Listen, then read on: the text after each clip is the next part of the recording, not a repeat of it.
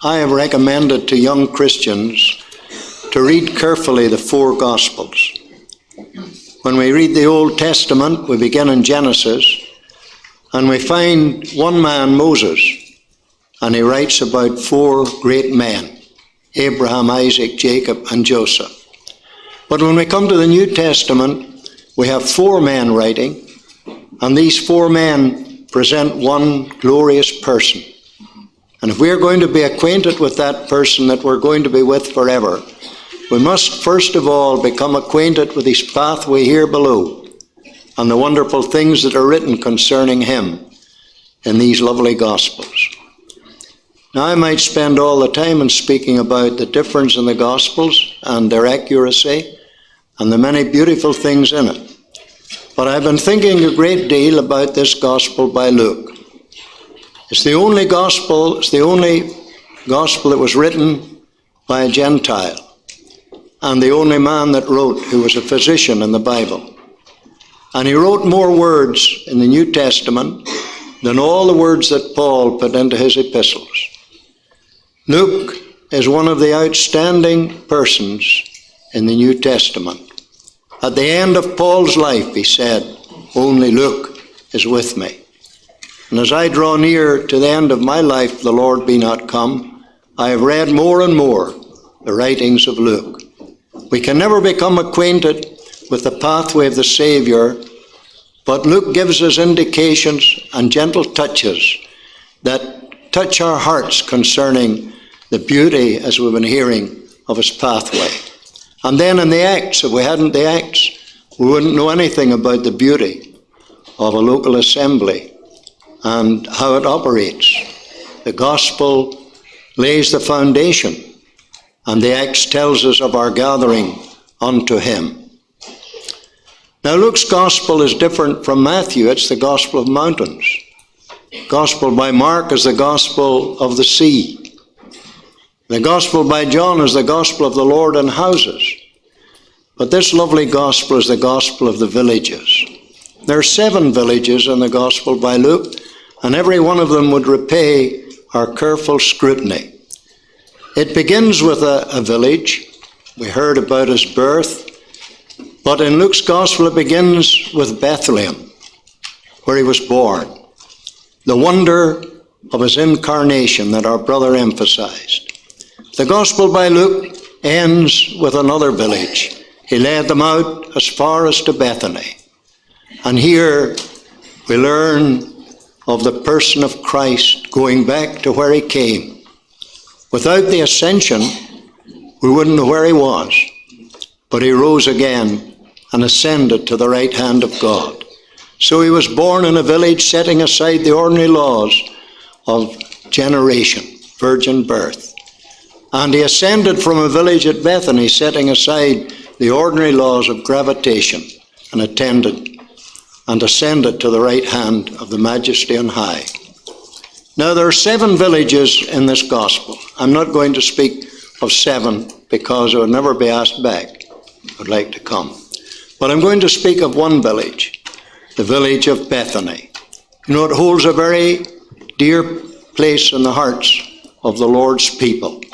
And the reason I'm going to speak about it is this, that in the movements of the Lord in Luke's Gospel and in the other Gospels, there are foreshadowings of his movements spiritually while he's absent from us. The way he operated in the days of his flesh, the people he associated with, the places he visited, all tells me still of that unchanging Christ. While he's changed in his environment and he's now in the glory, a glorified man, the same type of people and the same type of sinners and the same places where he enjoyed to be give us an indication of the type of people he has still and where they gather and how he loves to be amongst them. You know, the central object of our gathering today is not the servants that are here, nor the people that we meet, we're glad to meet. But this is an assembly gathering. Sometimes we associate his presence with the Lord's Supper. It's true. But in every gathering where the assembly is called together, the Lord Jesus is here. And I often think in my feeble way, I wonder what he thinks of what I'm saying about him, the type of ministry. We understand that the Lord is in the midst. It will affect our singing and our demeanor and the words we speak. Now I want to use the village of Bethany in these scriptures as a picture or a foreshadowing of assembly principles, what an assembly is. Now, you know, when I read in chapter 9 of a village where the Lord desired to be, but they sent him word that he wasn't welcome. And of course, the disciples would bring down fire in a place where he was not welcomed. But we read these lovely words that the Lord Jesus went to another village. And this is a village of a different kind. The word is not another of the same. The world rejects him today. And the world gives preeminence to men of ability. The religious world, they desire men that have ability to speak and an education perhaps behind them. And sometimes that affects us. And we speak about someone being a big man among the brethren and so on. I want to say something here that I believe with all my heart. There are no big men in the assembly. There's only one that we honor fully. We appreciate all our brethren, don't mistake me.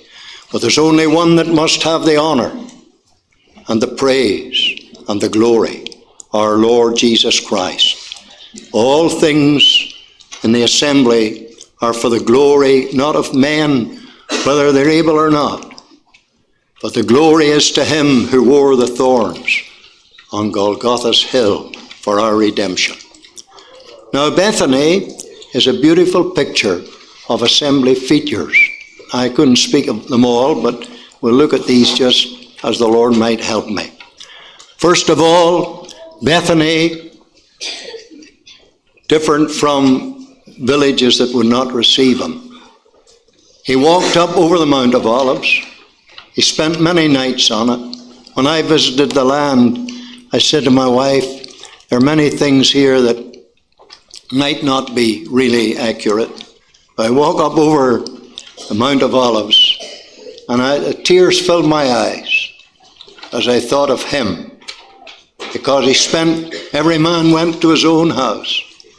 Jesus went to the Mount of Olives. And there on the mountainside, his head was filled with the dews of the night. He said, foxes have holes, the birds of the air have nests. But one day he walked over the Mount of Olives, and I walked along that way. In fact, when I was first married, my first house, I called it Bethany, because I imagined Bethany would be a place of olive trees and flowers and beauty. But you know, when I got there, it's a dismal, dirty, poverty-stricken place, even today. There are no motels in Bethany. As he walked over the hill and walked down the ancient street, there was a door there, and there was a woman. I liken her to an overseer, because I believe she was the oldest in the family, Martha. A certain woman named Martha saw him come, and she held out her hands to him. She opened the door. How different from Laodicea, where they closed the door. He knocked to be admitted. But this little Bethany was nothing to the world at Bethany, but it was the place where he was welcome.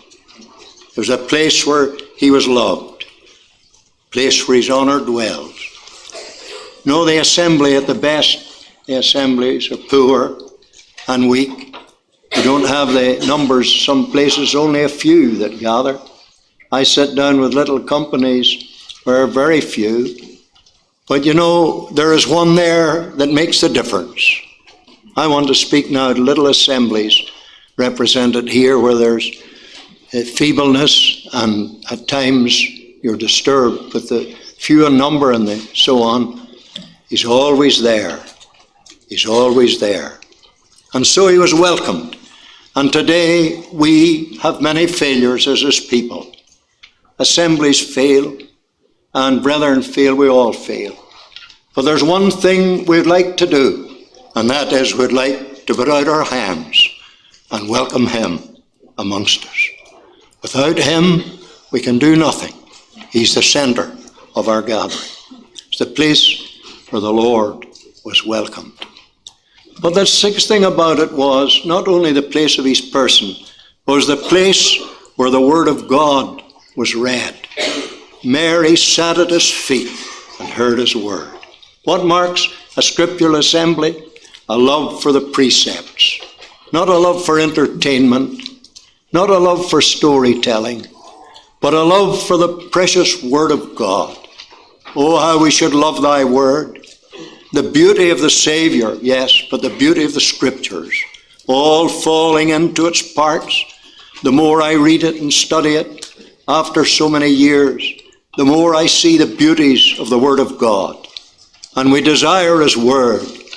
We long to read and study and think of it and put things together. An assembly is a place not only where Christ is welcomed, but where the word of God is honored, the Holy Scriptures. You know, today many assemblies need guidance because we live in a world that is rapidly changing, and there are many things in the world that would enter in and affect assemblies and so on. Dear brethren, the preeminence to the Scriptures is most important in the assembly of God. Men of the book, we should be every one, reading it with our wives and our children. I wouldn't ask you to do something I didn't do myself. I've been married a long time, 58 years. There never was one day at home I didn't read with my wife and with my children. When I was away, my wife read. And I said at the beginning of our married life, we'll give the Word of God its rightful place. When my boys were married and going down the road, I said, I want you to make your dad a promise. You'll read the book in your house. The Word of God will preserve us from what is in the world. And the Word of God will preserve the assemblies. You can't heed all the information and all the things that brethren would tell you to do, and preachers and so on would try and help you. But if you're in a little assembly and you've got difficulties, turn to the Word of God. Preach the Word in your gospel meetings and minister the Word to the Lord's people. So Bethany was a place where the Word of God was honored. Another thing about an assembly, it's not only a place of his person and precepts, but it's a place, many a time, where we have tears. It's a place of tears. You know, this lovely home at Bethany was disturbed.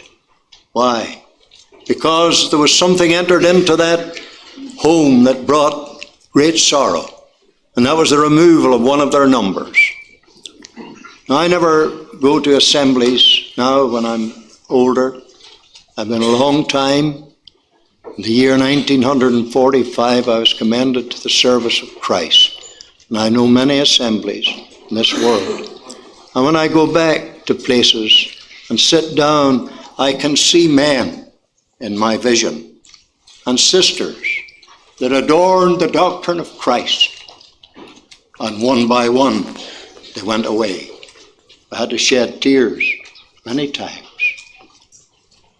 I've been at so many graves recently, and on Monday, it's my responsibility to speak at the grave of our brother Ken Shaw. He dropped dead in his house, a heart attack.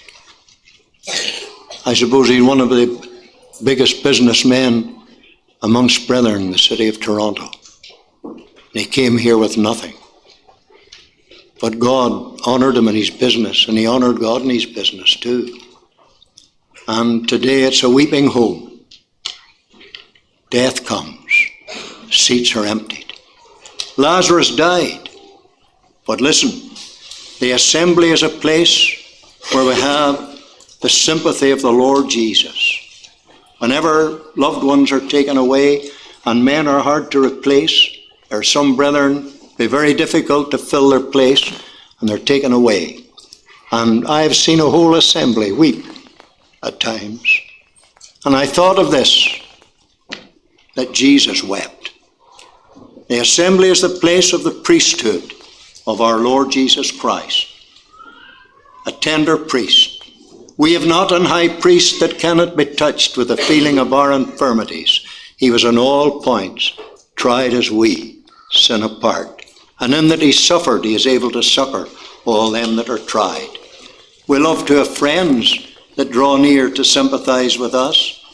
And I'm sure all of us here would sympathize with our grieving brethren and sisters, loved ones taken, children dying, calamity. Every week brings stories of sorrow worldwide. Many are being persecuted in different countries. It's difficult. And as our brother has said, we're waiting for the coming. But before he comes even yet, we may have to suffer more than we ever anticipated. Countries are turning away from God. Our own country in Canada becomes more godless with the passing of every decade. And all kinds of sin and wickedness now that once we would frown upon, and even moral conditions that the world would never have accepted. These things tell us that the coming of the Lord is very near. And so it's a place of sympathy. The assembly is a place where we have the sympathetic Saviour. Then I thought of the assembly again. It's a place of worship. Now I know worship's not confined to the Lord's Supper, but they made him a supper. And it is special. It's a special occasion when we have the supper. We all have an appointment on the first day of the week. And the supper is for our enjoyment. But the Lord Jesus enjoys to see us handling that bread. And associated with it is that body that was bruised for sin. I used to love to sing those hymns privately at home. The blood that flowed for sin and symbol here we see. And the bread which we break, is it not the body of our Lord Jesus Christ? It's not the actual body we know, but it is the greatest reminder of his body. And as that bread is broken and I break my portion, I realize something of the sanctity and purity of an assembly. That he has entrusted to us the emblems. And we're not mixed up as the world is in different ritualism concerning those emblems. But as we look upon that loaf, Lord's Day after Lord's Day, we're reminded, takes us back to Calvary. Is this not one of the preservations of God's assembly? Whenever an assembly begins to set aside the supper and places something else in its place, and so on, that the supper becomes less preeminent. Great danger. The central gathering of a scriptural assembly is the Lord's Supper. And in all our gatherings there should be worship.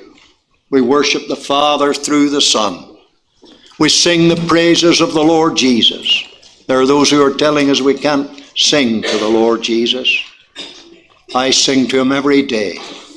And I love those songs. I hope none of us will follow the folly of people to alter the hymn book and do away with such songs as Lord Jesus Christ. The thought of thee with sweetness fills my breast. I've been singing to the Lord Jesus all my life. And I praise the Father through the Son. But I remember equal honors to the Son. That all men should honor the Son even as they honor the Father. Can I not speak directly to the Lord Jesus? Certainly I can. Many times I have spoken directly to the Lord Jesus. Usually we approach the Father through the Son by the Spirit.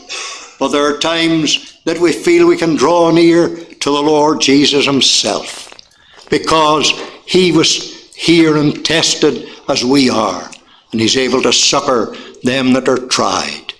Lord Jesus Christ, the thought of thee with sweetness fills my breast. But sweeter far thy face to see, and in thy presence rest. What a name, what a person, our Lord Jesus Christ.